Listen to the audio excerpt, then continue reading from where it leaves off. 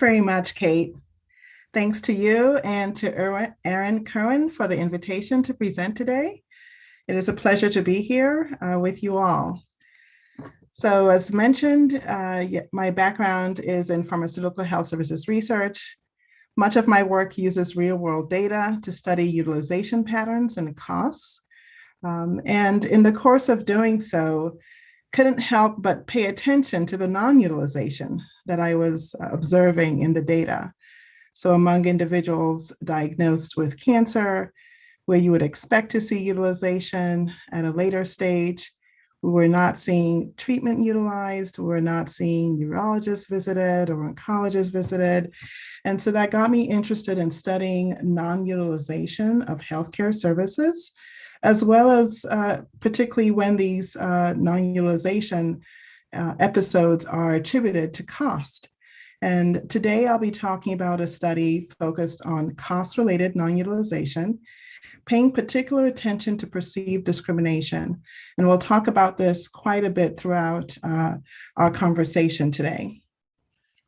So many of you, I'm sure, have heard a lot about non-utilization, particularly because it's focused, I would say, mostly on cost-related non-adherence when that cost component is brought in.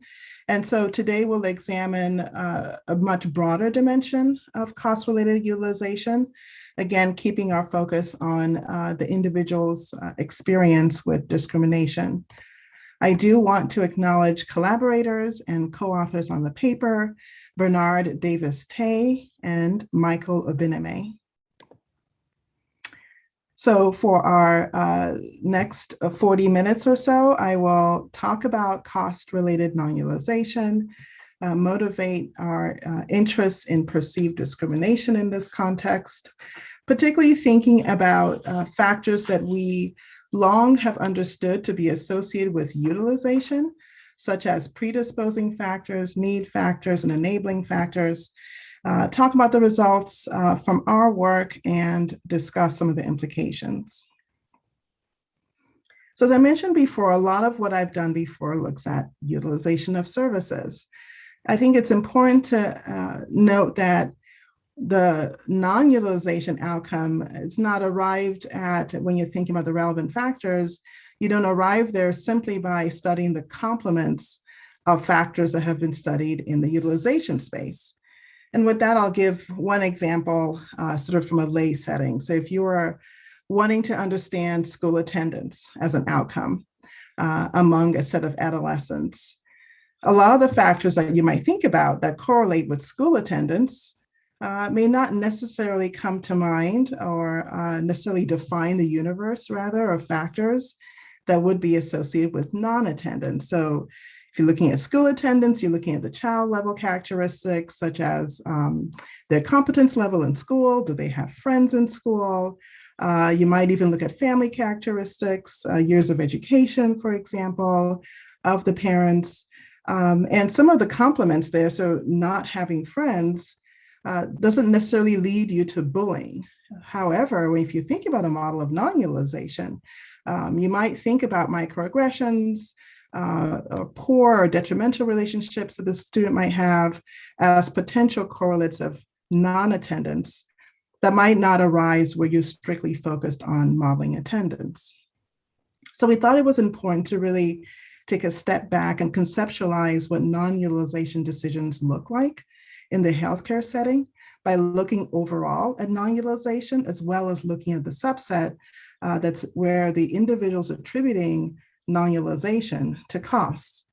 In doing so, we utilized quite a common model, the Anderson's behavioral model, that's used in many settings, including as a basis for additional conceptualization around vulnerability factors. So Anderson's behavioral model at its core looks at predisposing, need, and enabling factors. And we'll talk about what those were in the context of our study. But here we're focused on individual predisposing factors such as demographic characteristics. We also look at clinical comorbid conditions as part of the need factors that identify who has a need, whether it's due to a self-perceived diagnosis or an objectively rendered diagnosis, a need for healthcare utilization. We also considered enabling factors. These are factors that facilitate healthcare resource utilization. We focused on them because these are also modifiable factors within the context of this behavioral model. So if we're thinking ahead to intervention development, then we're wanting to focus on what are the subset of predictive factors that are potentially modifiable as we consider the non-utilization decision. Perceived discrimination is among the set of enabling factors, as are other measures that we'll talk about today. But our focus really is understanding the role of perceived discrimination in the context of non-utilization, under the assumption that because it is coming through as a negative experience and negative exposure, and because prior studies have documented a relationship between perceived discrimination and poor health outcomes, the question was, is there an implicit cost to that experience in the healthcare setting, such that it shows up through cost-related non-utilization and not necessarily overall non-utilization? And so the focus here then with this study is to examine using real-world data, what is the relationship between perceived discrimination and dimensions of cost-related non-utilization while controlling for some of those prior factors I'd mentioned before. We accomplished this using a retrospective cross-sectional study design, utilizing the behavioral risk factor surveillance system data, which is a state-based telephone survey of US adults aged 18 and over. And the BRFSS data set includes the perceived discrimination measures in a couple of different ways. There is a reactions to race module that individual states can opt in for. So the reactions to race items, of which there are 6 measures that capture perceived discrimination, are not part of the core questions that states get asked. So states do have to opt in to field this particular set of questions. The other way in which states can include the perceived discrimination measures is as individual items. They can decide to add them in to questions that they field.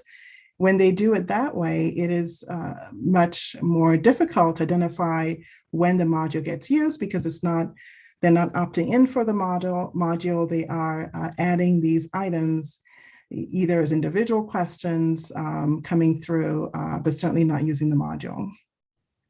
There are other examples of surveys. There's a couple of studies, one in Canada that was published a few years back, another as well in New Zealand, where they are accessing surveys that have asked about perceived discrimination. So there are some examples internationally of this, but in the context of the BRFSS, the most recent data set that we obtained at the time where states were opting into the module was the 2014 data set. And so that's the data set that we used for this study. In terms of the reactions to race items, there are 6 items. We did not use the item that asked about perceived discrimination in the workplace setting, although that is very important. That did limit our sample, or would have limited our sample, to individuals who are employed. And for this particular study, we wanted to examine perceived discrimination amongst all adults that were eligible to be included, and not strictly focused on those that were employed. So we used 5 of the 6 items. The first one here is socially assigned self-reported race. And I'll talk about this measure again towards the end, because I think there's a lot of potential for a better understanding of the role of race in a lot of these healthcare decisions, in particular where there are implicit costs attached to those decisions. So socially assigned self-reported race is one. There's also a question about how often you think about your race. There's a question about to the individual about the quality of experience that they had while seeking healthcare, where they're asked to compare that experience to other races. They're also asked whether they've experienced physical symptoms because of treatment due to their race. And then they're asked if they've become emotionally upset because of treatment due to their race. And they're asked to think about, for example, in terms of the seeking healthcare, they're asked in the last 12 months, do you feel you've experienced worse healthcare compared to others, or better, or the same? So we pulled those measures and categorized them.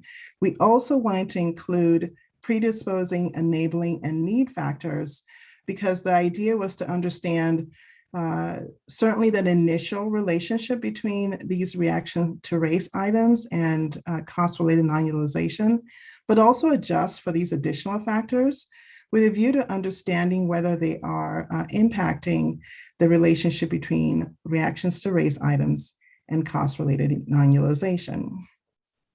In terms of the predisposing factors, so these are your demographic factors. We controlled for age, educational level, marital status. We also had a composite indicator to control for potential healthy adherer bias.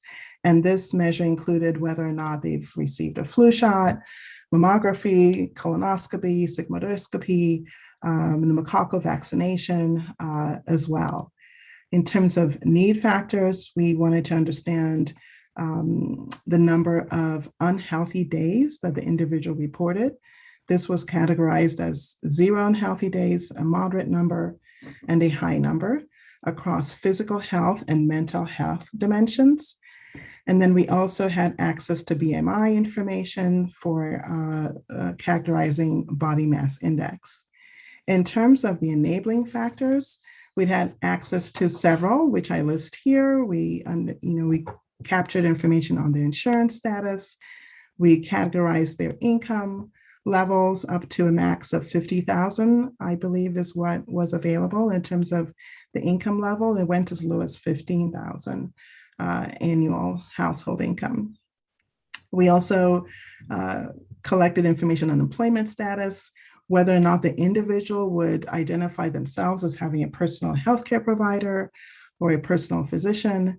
And then we also had information on whether or not they had current medical bills that were being paid off over time. The outcome measures were our measures of cost-related non-utilization. Here we focused on individuals who reported not visiting a physician due to cost, and those who reported not filling a prescription due to cost. Using sequential logistic regression models, where we applied the proper sampling weights per the study design for the BRFSS collection, we developed several models. The beginning model was a crude model where we only had our 5 reactions to race variables. And then we added in the model building framework additional variables in groups, where we first added predisposing to that. We added our need factors, and into that, finally, we added our enabling factors.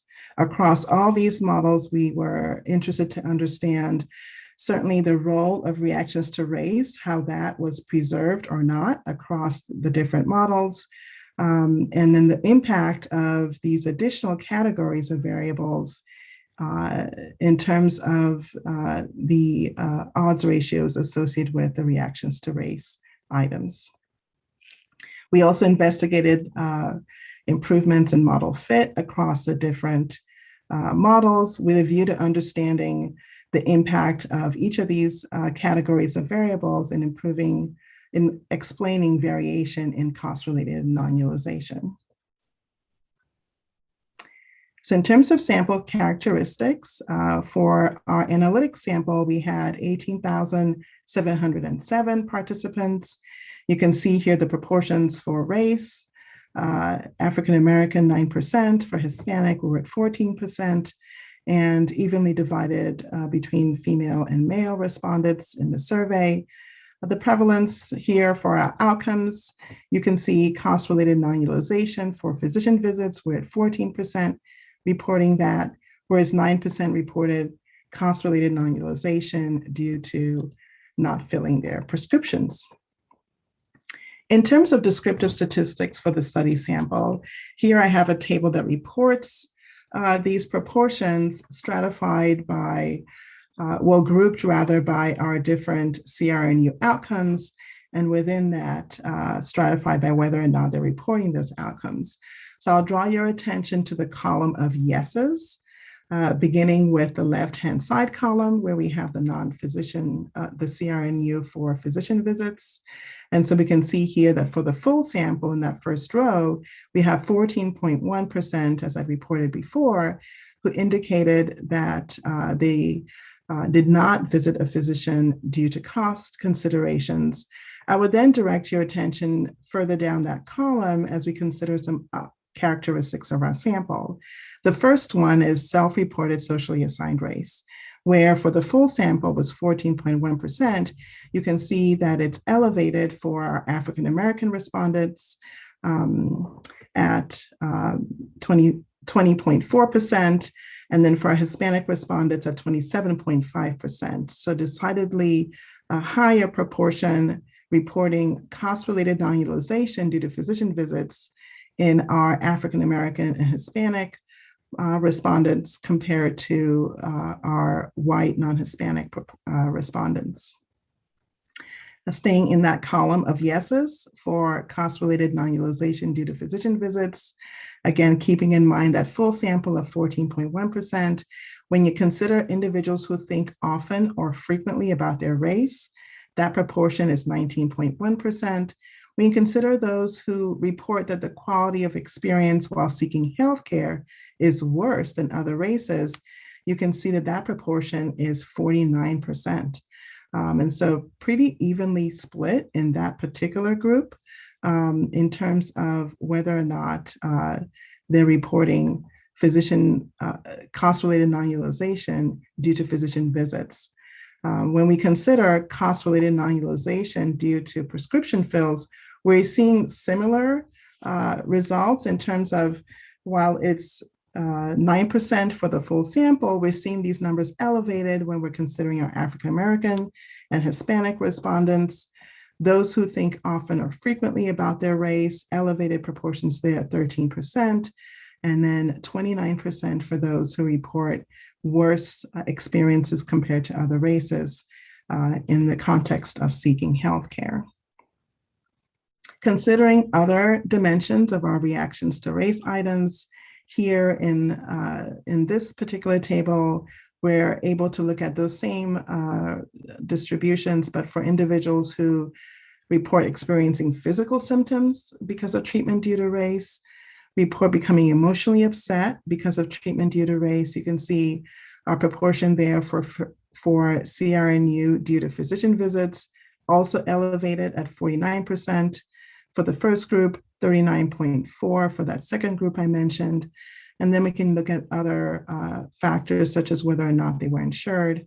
For those who were uninsured, not surprisingly, we are seeing 44% who are reporting foregoing a physician visit due to cost considerations. Similar results as well for those who report cost-related non-utilization due to physician scripts. I also wanted to point out a couple of other interesting findings on the descriptive statistics here. Not surprising what we're seeing as you go into populations with lower income, that you are seeing elevated proportions of individuals for whom cost is a consideration in their non-utilization decision, whether it's physician visits or prescription fills. And then that very last row, these are individuals who are reporting ongoing medical bills that they are paying down. And there you're seeing, again, elevated prevalence for cost-related non-utilization, whether you're considering physician visits or prescription fills. So here we have, I'd mentioned previously, a model building exercise where we began with an unadjusted model and then sequentially added predisposing, enabling, and a predisposing need and enabling factors. So here we have the results from the fully adjusted model. And I point this model out to make, I wanted to make a couple of points on this particular model. First, in terms of this forest plot, The first couple of rows where we have the darkened circles, so off to the right here, are giving us our reactions to race items that were statistically significantly different in our fully adjusted model. And these are measures associated with individuals who report a worse experience compared to other races, as well as individuals who report physical symptoms because of treatment due to their race. There we're seeing, and you can see there the adjusted odds ratios along with the 95% confidence intervals off to the right.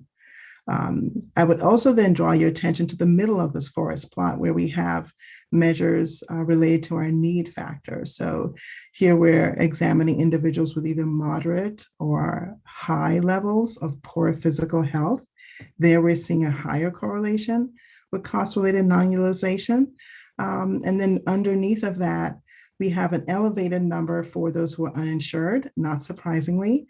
And then just underneath that, we have a group of statistically significant adjusted odds ratios associated with individuals who have lower income, again, higher odds of reporting cost-related non-utilization due to physician visits. I would also direct your attention to the effect sizes and how they compare. We have a measure of reactions to race that is quite low prevalence. So those who report a worse experience with the healthcare system compared to other races, that prevalence is 3.1%. Those who report physical symptoms as a result of treatment due to their race, that prevalence is 2.6%. So on the face of it, here we have relatively rare outcomes, but that despite that, we're seeing effect sizes that are comparable to other measures that we are more commonly investigating in our studies, such as income, insurance status, health status, and so on. I also wanted to provide the results for investigating cost-related non-utilization due to not filling scripts. And here we see one reactions to race item that is statistically significant in our fully adjusted model. And that is the indicator for whether individuals report physical symptoms as a result of treatment due to their race. There again, I would draw your attention to the effect size as it compares with other measures that I would say are better studied in terms of their health effects, such as baseline health status, whether it's physical health or mental health, income levels, insurance status, and so on. The other measure that I would also want to draw attention to would be our measure, which is the very last measure in this forest plot, our measure of whether or not the individual is experiencing or reports having ongoing medical bills that are being paid off. In both this model focused on physician visits and the prior model focused on cost-related non-utilization this model focused on prescription bills. The prior model focused on physician visits. Both models had pretty strong effects for this variable, indicating that those who report having ongoing medical bills are at higher odds of reporting cost-related non-utilization, whether due to prescription fills, as we see here, or due to physician visits. The other aspects of the comparison had us examining information criteria across the models. And so you'll see beginning with that second column in this table, there's our unadjusted model that had the reactions to race items. And then as we move to the right, we are adding predisposing, need, and then enabling factors. And if you consider the very last row in this table, we are wanting to document the percentage reduction in the KIK information criterion across these models. And you'll see that the enabling factors where we see the highest percentage reduction in the AIC across our models. And that is true whether we consider our CRNU due to physician visits in this table, or in this next table where they were considering CRNU due to prescription fills, suggesting again a role for enabling factors and a role for factors that are typically considered to be our modifiable factors, at least when compared to predisposing or need factors. So in summary, to really kind of circle back to our main findings from this work, we did find that when we're considering cost-related non-utilization due to physician visits, we found a persistent role for reactions to race items dealing with a worse experience in seeking healthcare, where individuals are comparing their experience to that they perceive to be received by other races, as well as when individuals are reporting physical symptoms as a result of treatment due to their race, that both of those items are associated with higher odds of reporting cost-related non-utilization based on physician visits. We also found a strong effect for uninsured status, as well as a suggestion of an income threshold.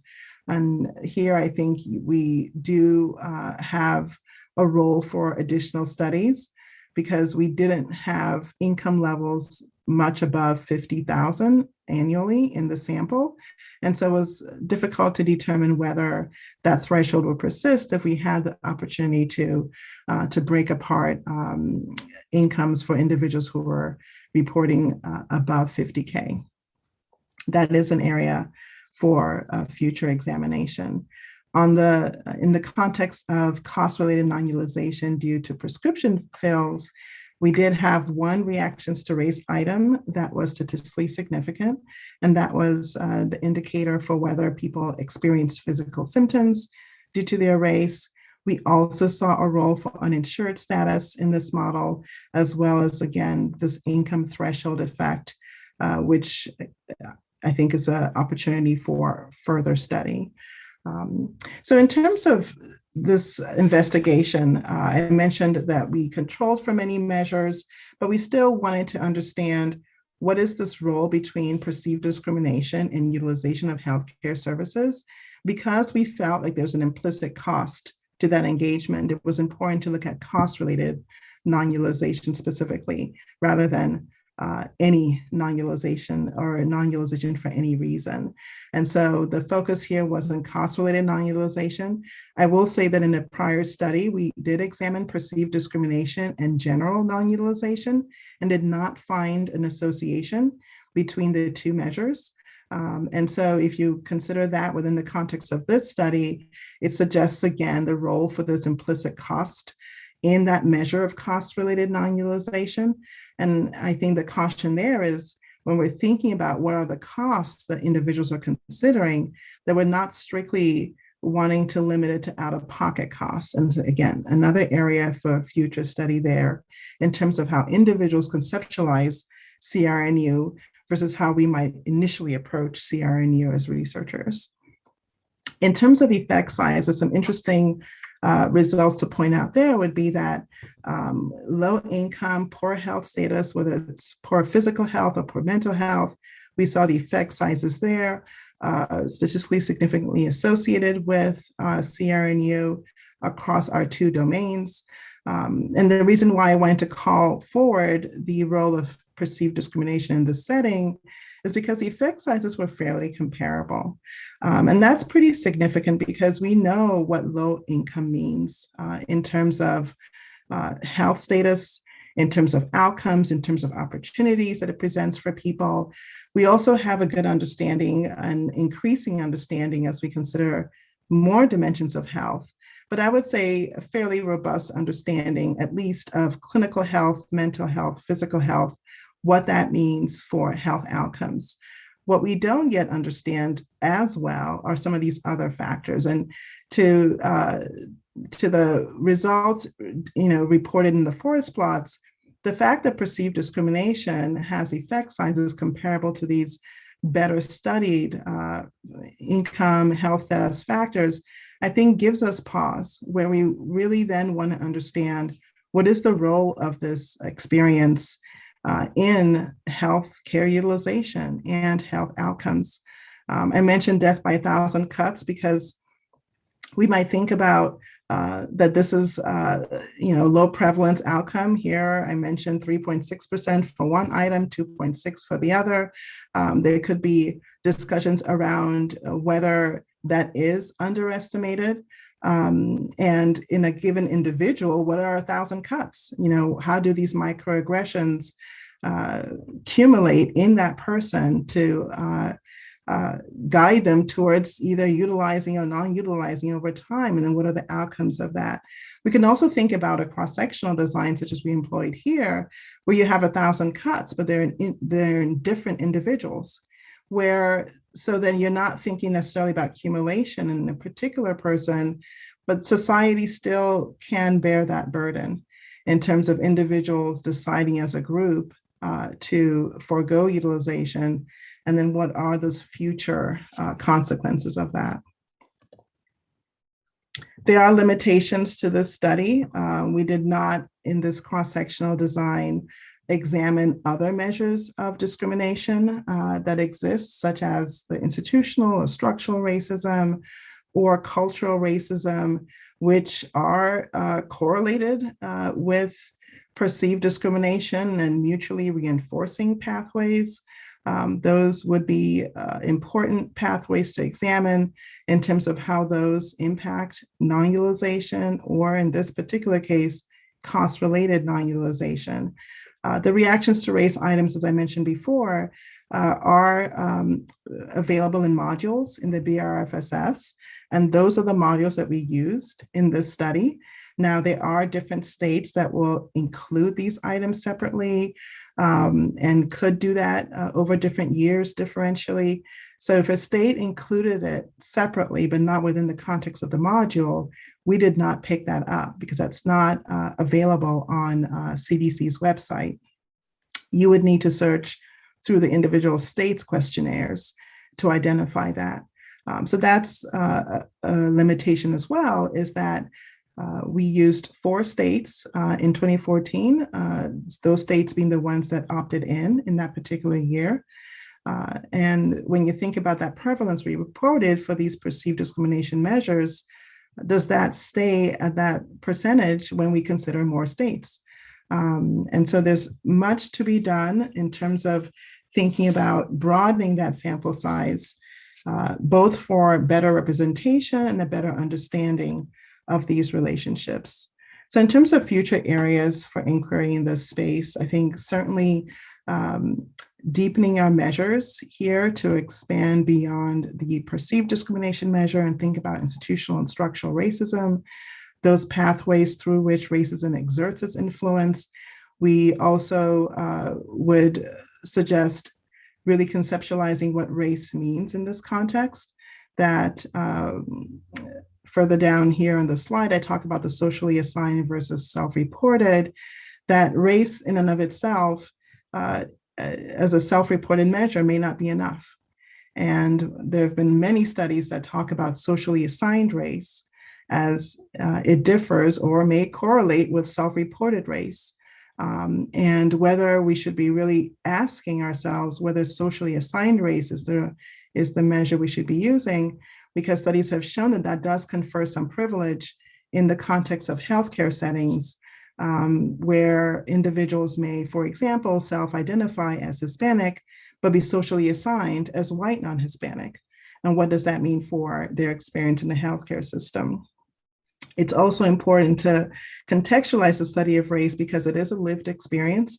It is dynamic and not static, and is a function of time, even for the same individual.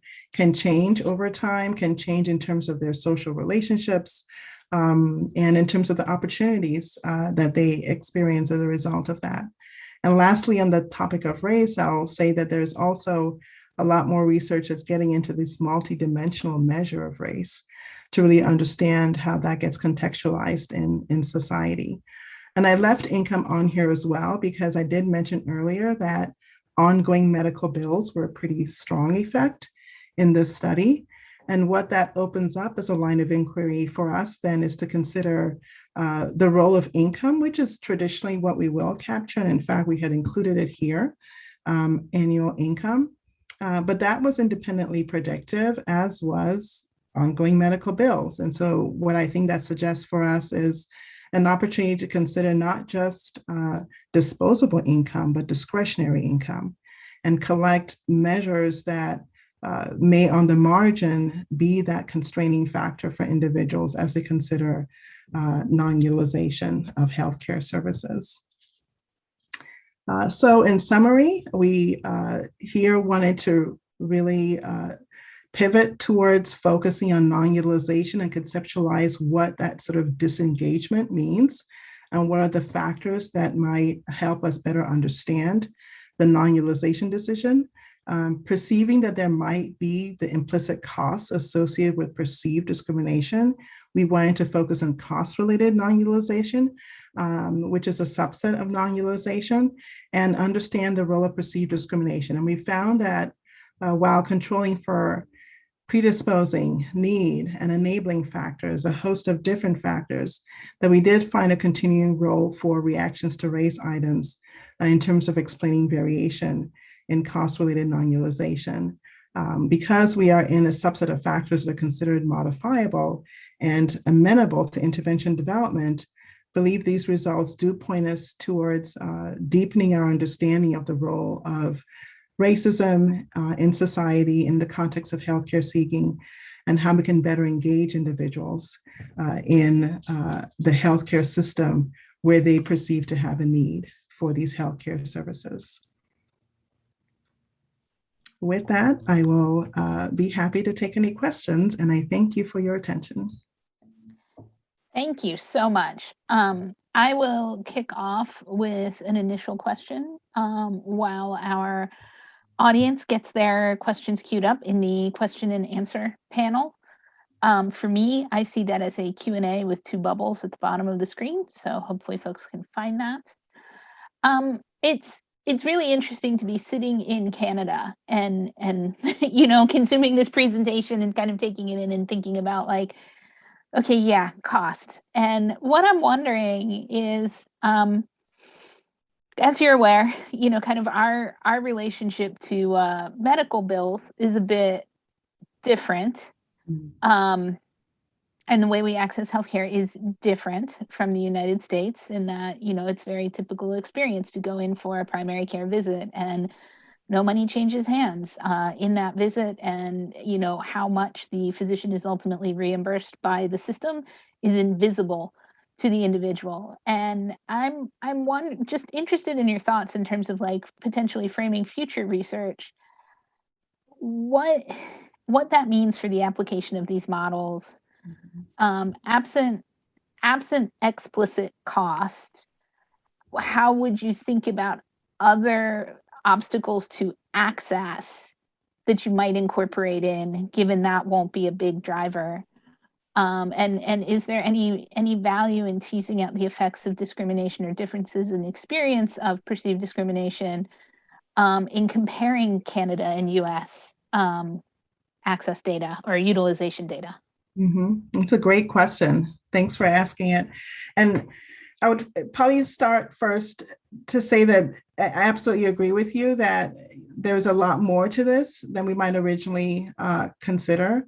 And that even in a system like the US, which yes, you know, differences between the US and Canada in terms of the individual responsibility to the cost as it relates to the cost of care when they engage care. And I think what is really significant with this work is that even in the US system, that there is a role for considering implicit costs. And that when individuals are asked a question about cost-related non-utilization, what the person asking may mean by costs appears to be different from what individuals are interpreting by cost. And we got this from comparing results to models where we looked at general non-utilization, where there was no cost overlaid on it. There was no role for perceived discrimination in those models.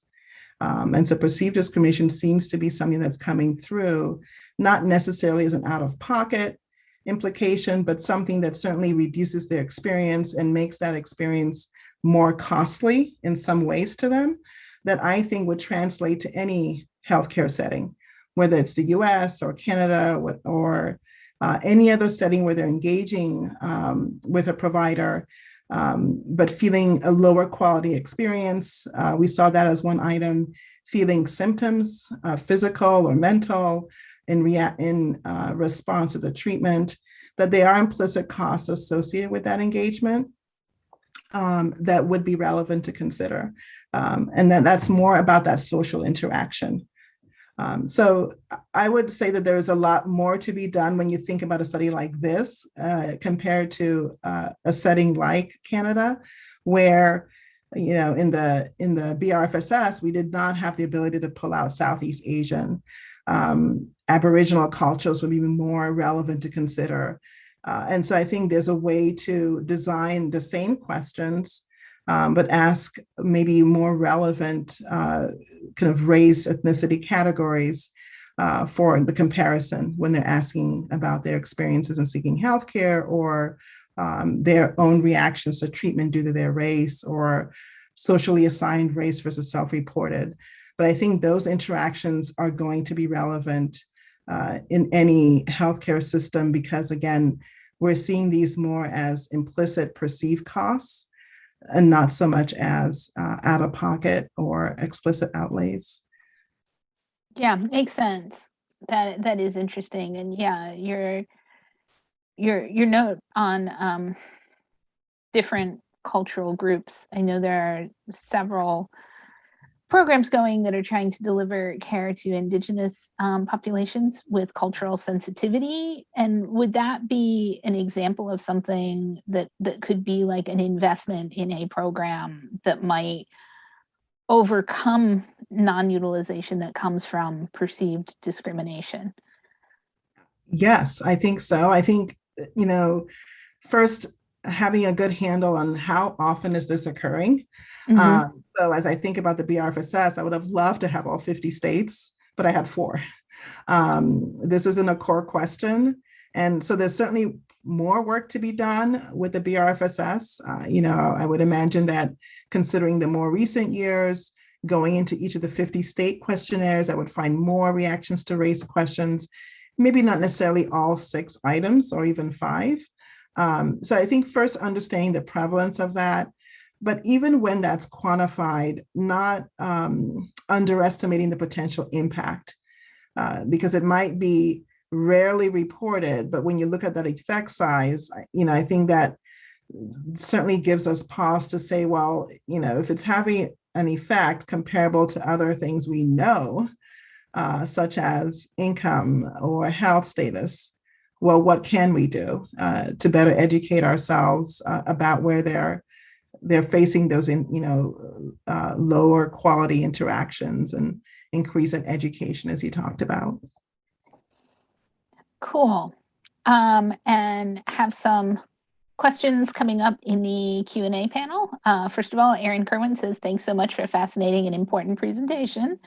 And then, you mentioned the 4 states, and she goes on to ask, did you observe differences in effect sizes between the states? Or were the states relatively similar?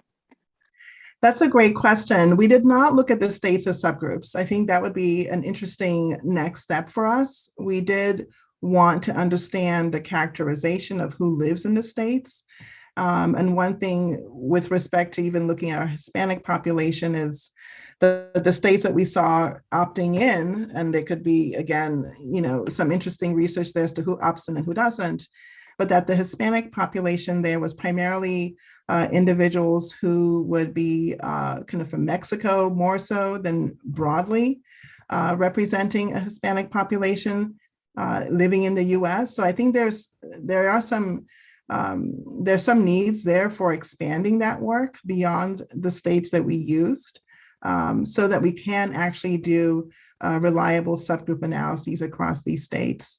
And again, I think, more recently, as you go into the different state questionnaires, you might find more questions asked where they didn't use the module, but wanting to use these one or all of these questions. I think that would be a great next step.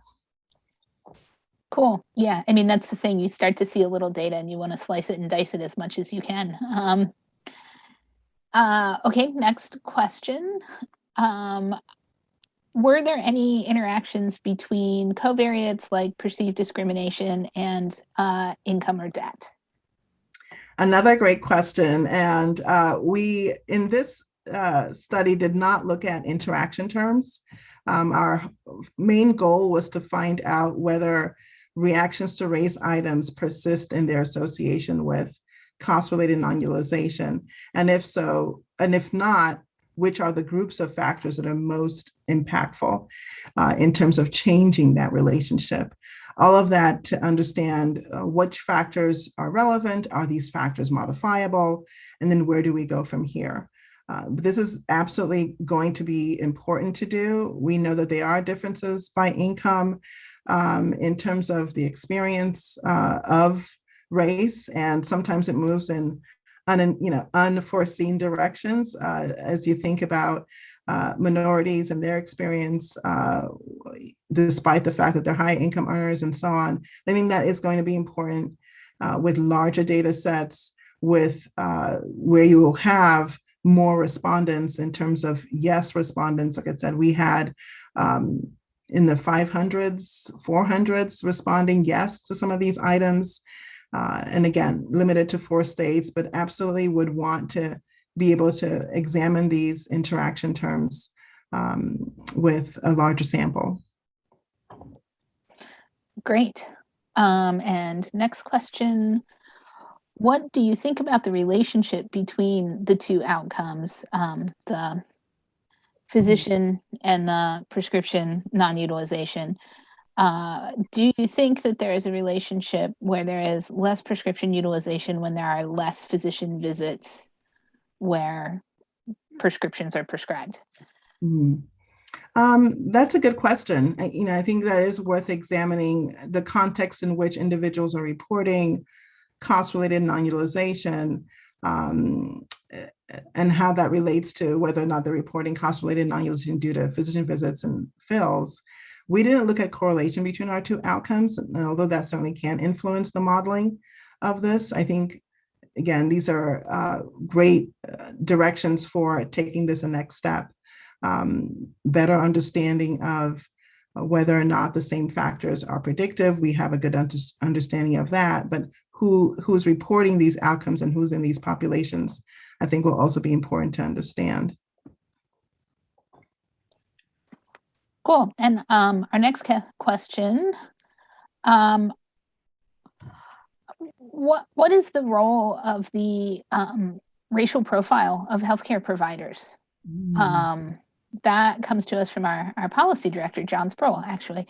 And how might that be taken into consideration in a future study?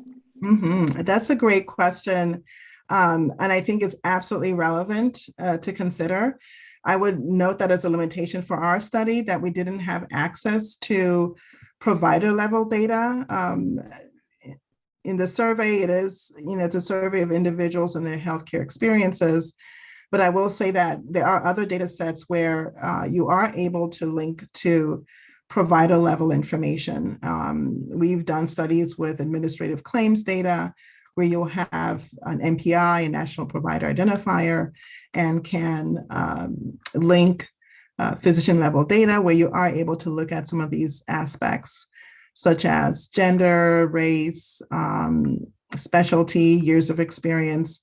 And there have been some studies looking at patient-provider race concordance in terms of what that means for continued engagement and outcomes. But that dimension we weren't able to incorporate here. Cool. And then our next question comes from Eldon Spackman at University of Calgary. Do you think there's a differential effect on non-utilization of different diseases? Do you think this matters from a policy perspective? Yeah, and I was kind of thinking a little bit about a similar thing of like, how much does, if you have a stigmatized chronic disease, what kind of compounding effect that might have? Yeah, I think that's a great line for future inquiry. One that we weren't able to examine here, but there is information available on self-reported comorbid conditions that's in the BRFSS, so that could be done with this data set. But absolutely, I would imagine that would be really helpful to examine. When you look at cost-related non-adherence, for example, I think the general population level prevalence of cost-related non-adherence to prescriptions is 6 to 8%, but I've seen it reported at 25% among individuals with diabetes and chronic conditions. So the average definitely can hide a lot of sort of differential burden. And I would find that to be a very interesting next step, is to look at particular conditions. You mentioned stigma, where there could be underreporting even of this experience of perceived discrimination too. That would require further study. But I think that's an important next step, is looking at these clinical conditions where we might see even higher prevalence of CRNU.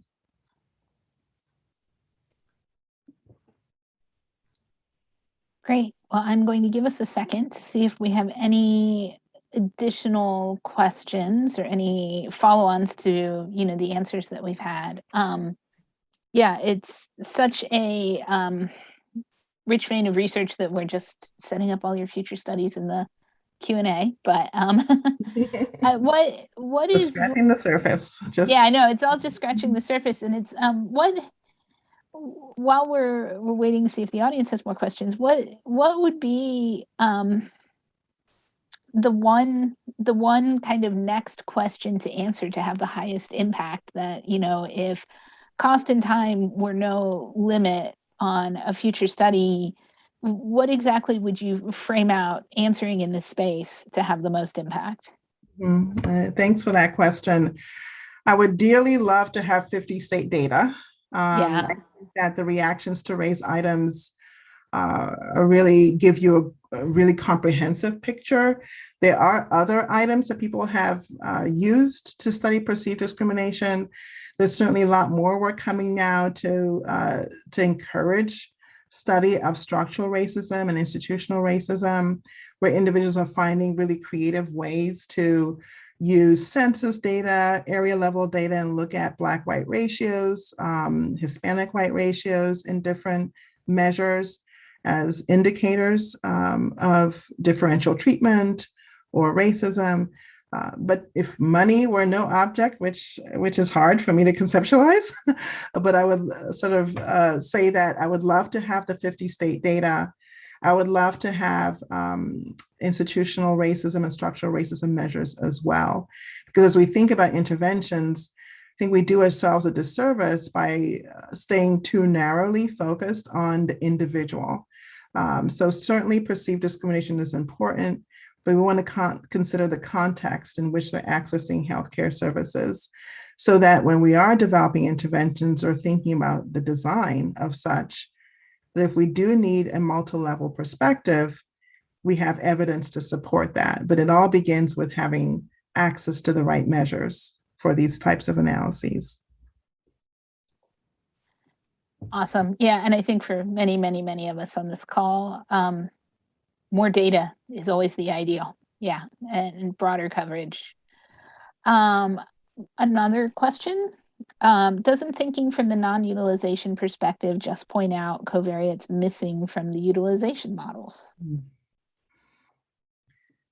It's a great question. I at the very least, yes, it suggests ways in which we can broaden our study of utilization and deepen our understanding of who's a utilizer.